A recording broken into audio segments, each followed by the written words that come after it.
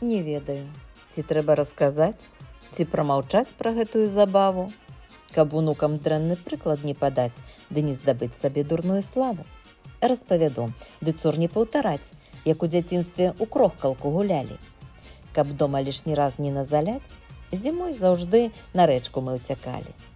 І стаўшы за адзін гуськом, расчысціўшы ад снегу стужку лёду, нагою перад і адным бачком мы коўзаліся смела для прыгоды.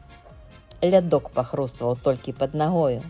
Нагадваў гэты гук на слых нам крох. Выстройваліся зноў мы чарадою, расходзіліся трэшчыны з-пад ног. Канчалася аднолькава забава. Ламаўся з хрустам лёд, і кожны раз па пояс у вадзе такая справа аказваўся звычайна нехта з нас. Затым бягом дамоў ляціш на печ, ды хуценька, пакуль не бачыць маці. Ды каб не атрымаць кухтар між плеч, адагравацца ціхенька ў хаце. Здаецца, зараз унукі разумней? І дзякуй Богу, ужо няма і печкі, і неяк ужо спакойней за дзяцей. Іх зараз вабіць віртуальна рэчка.